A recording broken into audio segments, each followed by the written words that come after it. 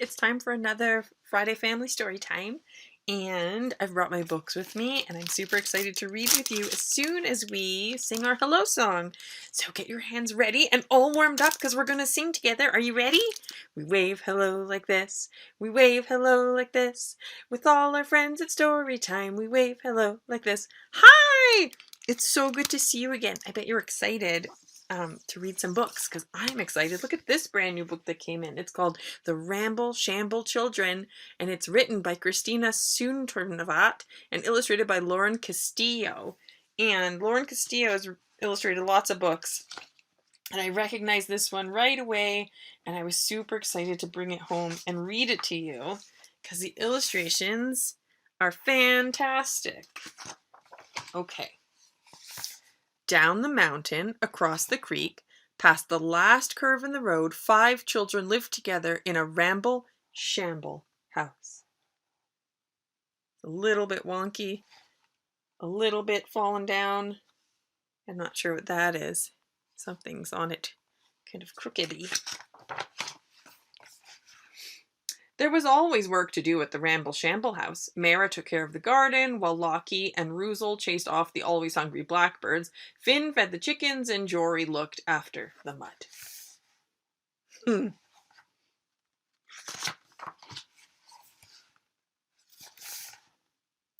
There were always meals to share at the Ramble-Shamble house. Mara picked the salad, while Lockie and Ruzel pulled the carrots. Finn fetched the eggs, and Jory looked after the mud. Jory has a very important job. The garden always needed digging or weeding or gathering up. There were always bugs to catch or fences to patch. The work was hardly ever done, but doing it together made it easier.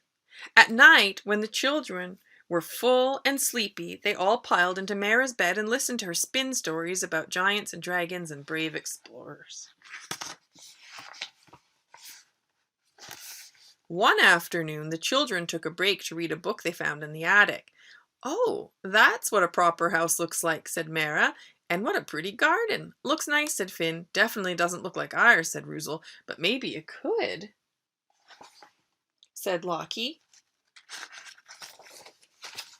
The next day, the children set to work turning the Ramble-Shamble house into a proper home. They propered up the chickens. They propered up a scarecrow. They raked over all the mud puddles because mud definitely isn't proper. I don't know, Jory doesn't look super happy about that. They propered up the garden. "Proper houses always have roses," said Lockie. "We can pull up the carrots to make room for them," said Ruzel. "Uh-oh, they're carrots." "Perfect," said Mara. "Now all that's missing is the proper finishing touch." I wonder what that's going to be. "We must have a proper chandelier," said Mara. "I think they're made of diamonds." "This stink bug is shaped like a diamond," said Lockie. "We've got plenty of those," said Ruzel. When they were finished, everything looked more proper.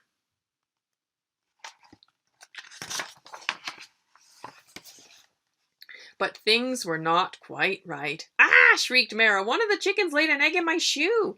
"Guess they didn't like the proper henhouse I made," said Finn. "I can't pick any peas," said Lockie. "The rose bushes keep scratching me up." "The chandelier is flying away," shouted Ruzel. "This isn't proper at all," groaned Mara. Look, the birds are using the chandelier for their nest materials. "Hold on," said Finn. "Has anyone seen Jory? Isn't he in the mud puddle?" said Lockie. "Oh no, we propered it up." "Jory? Jory! Jory! Where do you think he is?"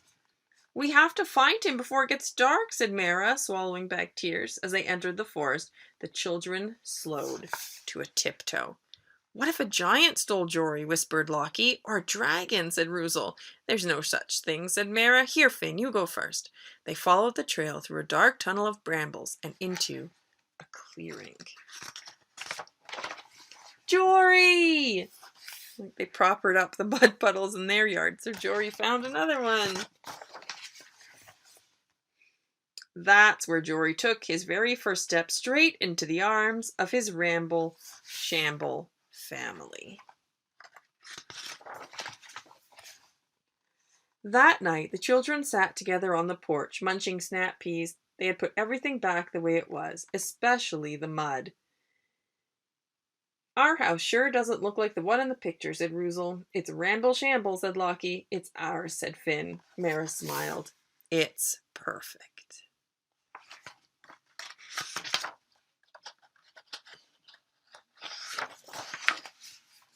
The children stayed up late, watching Jory make a proper mess, while the stars shone overhead, brighter than diamonds.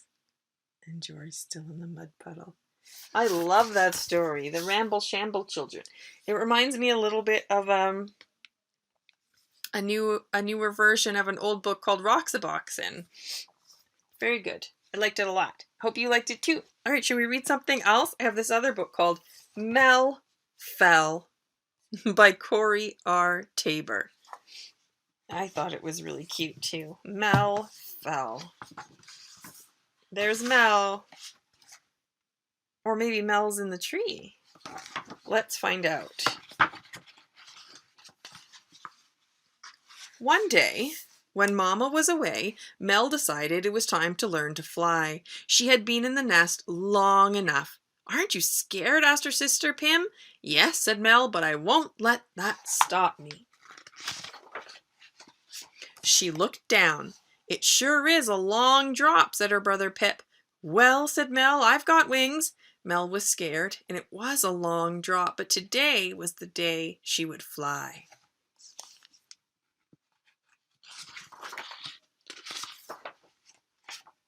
"See you soon," she told her siblings. She jumped, she flipped, she spread her wings, and then she fell. Mel fell and fell. The squirrels tried to catch her. They really did. They'd grown quite fond of those squeaky little chirpers upstairs. Blast! Nuts! Oof! Aye! But it was no use. They missed her by a whisker. "Zeezel! Zazo!" said the bees, but they barely slowed her down. "We will save you." "I'm free!" Even the spider lent a hand. 8 of them. That fly got out when the web broke. But still Mel fell. "Do not fear, helpers. Do not feel helpless, little bird. I will catch you." Do you think that slug's gonna get her? She fell and fell, and the ants can't reach.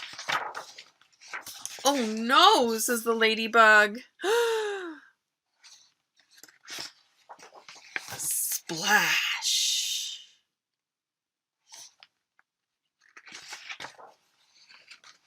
Mel dived into the water. Which way do I turn it? There. She snapped her beak and caught a little fish. She kicked her legs, she wiggled her tail feathers, she spread her wings, and then this way. She flew! Mel flew and flew. As Mel flew by, the spider clapped her hands, all 8 of them. Clap, clap, clap. The bees said, "Huzzah, huzzah!" Like, hooray, hooray. The squirrels raced her to the top. Mama was waiting when she got there. I flew," said Mel. And she dropped the fish, and now the fish says, "I'm flying, I'm flying." "I knew you could," said Mama. "I knew I could too," said Mel. "Do not feel helpless, little fish. I will catch you." Splash. But that's okay. The fish goes in the water. And that's the end. And at the end of the book, there's a note, and it says, Mel is a kingfisher. Kingfishers catch fish by diving into the water from tree branches or wires. Many kingfishers nest in tunnels. They dig in earthen banks near water, while others nest in tree hollows. Some even live in old termite nests. A young kingfisher probably doesn't catch a fish the first time they leave the nest, but then Mel is a very special bird. That's really cool. Mel fell. Really beautiful illustrations in that book too.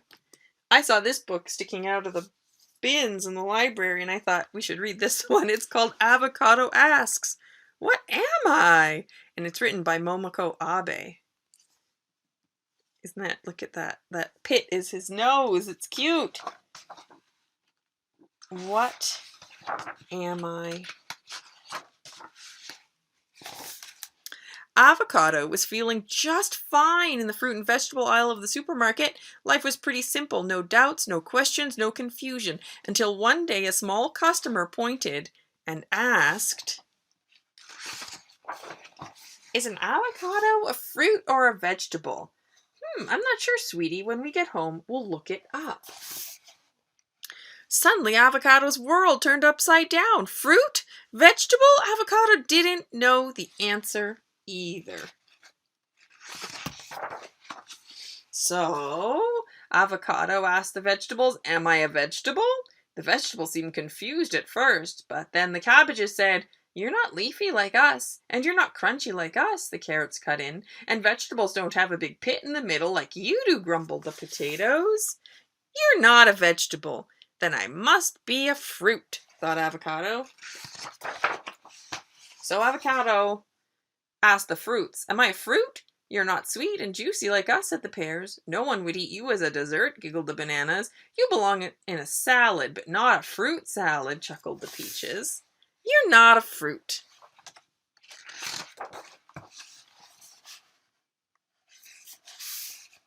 Avocado's insides felt like they were turning to guacamole. "I don't belong with the vegetables or the fruit. There must be somewhere I can feel at home. But where?"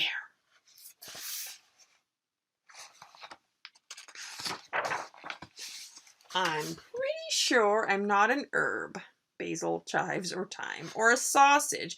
I know I'm not a canned pea or a bean." Avocado came to the fish counter. With their fins and scales, the fish looked very different, but it was worth a try. "Am I a fish?" "Don't be silly. Avocados can't swim," said the fish coldly. "You're not a fish." But what about the cheeses? Some of them were round like avocado. Some of them had hard skin on the outside too. "Am I a cheese?" asked Avocado. "You're not a cheese." "They smell a lot like feet," thought Avocado. "I'm pretty glad I'm not a cheese. Maybe I am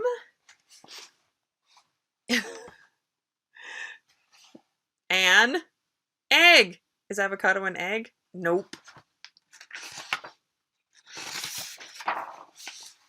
Avocado was more confused than ever. "I'm not a fruit, a vegetable, a fish, a cheese, or an egg. So what am I?"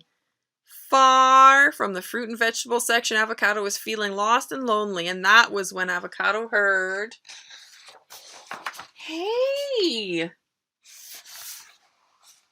Cheer up, amigo," said Tomato. "You don't know what you are? So what? Don't stew in your own juices. I'm a fruit, but no one believes me, and I don't care.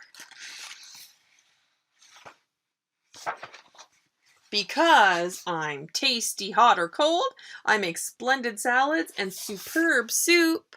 People love me on pizza and adore me with pasta, and they can't get enough of my ketchup. And you, Avocado, you're the star of any salad. You're terrific on toast and tremendous in tacos. You're scrumptious in sushi, and your guacamole is so delicious that the other fruits and vegetables go green with envy. Who cares what we are when we're simply amazing?" said Tomato. It was true. They could just be themselves, and that was enough. Suddenly, Avocado didn't feel lost and lonely anymore, and that was when they heard, "Excuse me. What are we? Fruit or nut? Am I a weed? Am I a spice? Fruit or vegetable? Spoon or fork? That's funny. The coconut wants to know if they're a fruit or a nut. And I wonder what kind of a leaf that is that wants to know if they're a weed. I can't tell. Am I a spice, says the pepper. Fruit or vegetable, says the rhubarb. Fruit or fungus, say the mushrooms. And the spork wants to know if it's a spoon or a fork. The end. I love that book too. I love all the books. They're all my favorite. All right, this last one is interesting. It's called Wolf Boy. What's a hungry, huffy, growly wolf boy to do? And it's written by Andy Harkness, and the illustrations are photographs of clay, which is really cool. And it really caught my eye. The moon was full.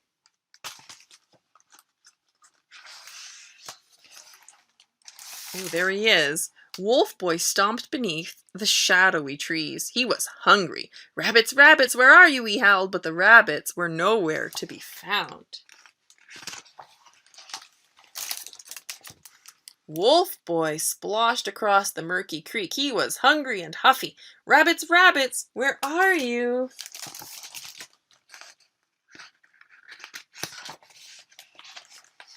Wolf Boy climbed to the top of the creaky old oak. He was hungry and huffy and drooly. He needed rabbits. Rabbits, rabbits! Where are you? Can you see him way at the top? Wolf Boy slogged through the soggy bog. He was hungry and huffy and drooly and growly. Rabbits, rabbits! Where are you? I see a rabbit. Uh-oh, rabbit. Wolf Boy leaped across the steep ravine and marched into Moonberry Meadow. He was hungry and huffy and drooly and growly and fussy. Rabbits, rabbits, where are you? He howled, but the rabbits were nowhere to be found. What's that? Wolf Boy yowled and growled. He clomped and tromped. I don't need you anyway, rabbits, he roared. Suddenly there was a rustle of grass. Oops. Wolf Boy froze. A twig snapped. Wolf Boy's eyes sharpened. Whoa! Then he saw two long ears, a furry foot, and a cottony tail. Wolf Boy crouched low. Uh-oh. One by one, little rabbits hopped out of the shadows. Wolf Boy opened his big, snarling snout. He was drooly and growly and fussy. Rabbits! Rabbits, where have you been? You're late for our feast. Oh, Wolf Boy, the rabbits playfully said, we made you a moonberry pie. Wolf Boy gulped. Then he crunched and munched and gobbled and gulped. Rabbits, I was just so hungry and huffy and drooly and growly and fussy. And don't forget howly, the rabbit said. But now I am happy. And I bet you thought he was going to eat those rabbits. He just ate the pie. Look at those moonberries, and that's the end. Well, friends, I hope you enjoyed those stories. I'll see you again next week. Bye.